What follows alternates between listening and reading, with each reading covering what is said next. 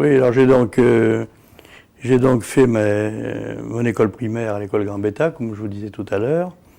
Et puis ensuite, après le certificat d'études, je suis rentré au collège en 39-40, où là, je ne suis pas rentré au collège, mais à l'hôtel Family, car les Allemands occupaient l'intégralité du collège. Et puis en cours d'année, ils ont libéré une partie du collège qui nous a permis d'intégrer nos classes. Et c'était quand même assez gênant et tout au moins assez révoltant pour des jeunes comme nous. C'était assez révoltant de côtoyer, disons, au jour le jour, les gens de l'occupation. Et jusqu'au jour où j'ai éclaté en passant devant le foyer allemand, dont les portes étaient grandes ouvertes avec des grands portés du Führer. Et j'ai évidemment créé à bas les Allemands, à bas Hitler. Ça m'a valu d'ailleurs 12 heures de colle. À l'époque, on était généreux. Le passage devant le conseil de discipline, bien sûr. Et puis mon professeur d'Artagnan, le pauvre qui a été fusillé par la suite au Mont-Valérien, est venu voir mon père lui disant « calmez-le, calmez-le, de toute façon, ça ne changera rien ». Mais enfin, j'étais assez révolté à cette époque-là. Enfin, à cet âge-là, on l'est souvent. Le deuxième souvenir que j'ai, qui m'a marqué au collège, c'est de voir arriver un jour 3 ou 4 copains avec une étoile jaune. Alors ça a été pour nous dans la classe un choc énorme, parce qu'on ne savait pas du tout. Alors, on n'avait pas le matraquage publicitaire comme on a à l'heure actuelle. Et évidemment, les copains nous ont dit, bah oui, on a ça parce qu'on est juifs. Alors du coup, à midi, on est tous sortis avec l'étoile jaune. Je me souviendrai toujours de ça, alors que je suis incapable de vous dire comment ils s'appelaient les copains, ça, je ne m'en rappelle plus. Mais ça a aussi été une source de révolte qui passait mal. Et puis, dans le courant de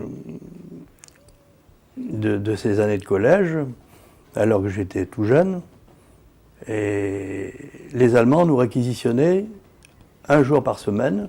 Ils venaient nous chercher en camion et ils nous emmenaient dans les bois de Saint-Georges ou autres pour transporter les fameuses asperges de Rommel. Et c'était une façon comme une autre de nous avoir à leur botte, si l'on peut dire. Alors tout ça, c'était pas des souvenirs où l'occupant était le bienvenu. Ce qui n'empêche que des Français, et des Royanais sûrement, trouvaient très très bien d'avoir des Allemands.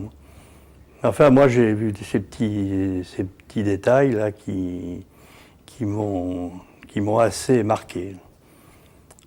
Et puis après, je suis rentré en apprentissage chez mon père, où j'ai appris le métier de coiffeur.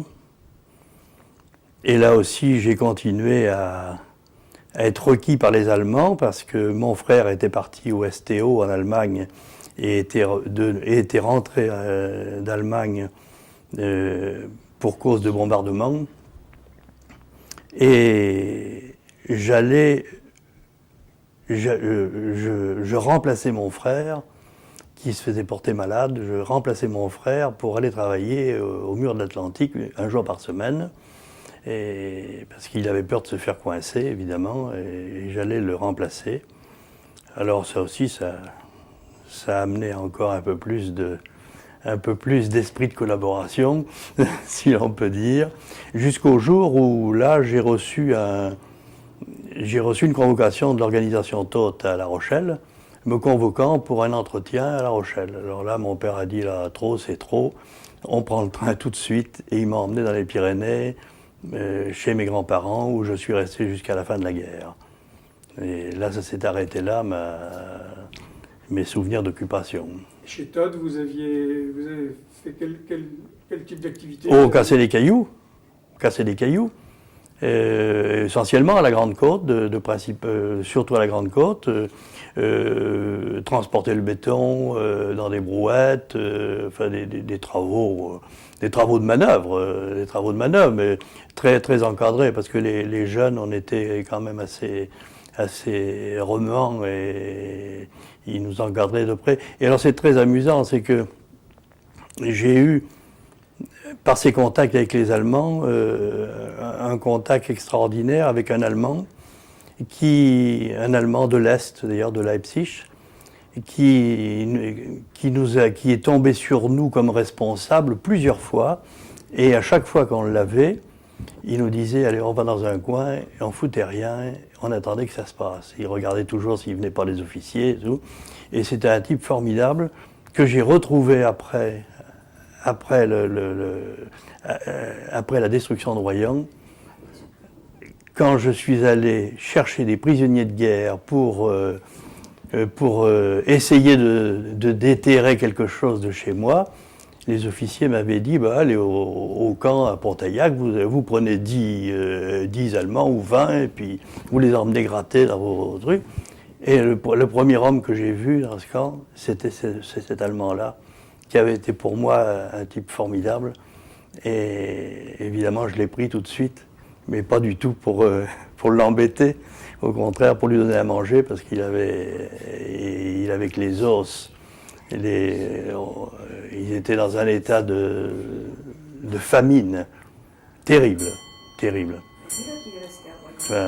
Et alors, cet Allemand-là est resté à Royan, puisque il était anticommuniste, et il était de Leipzig, et Leipzig était en zone russe. Il a préféré rester en France. Il s'est marié d'ailleurs avec une Royanaise, et il travaillait chez Robin, à la maison Robin, et il est mort malheureusement il y a quelques années.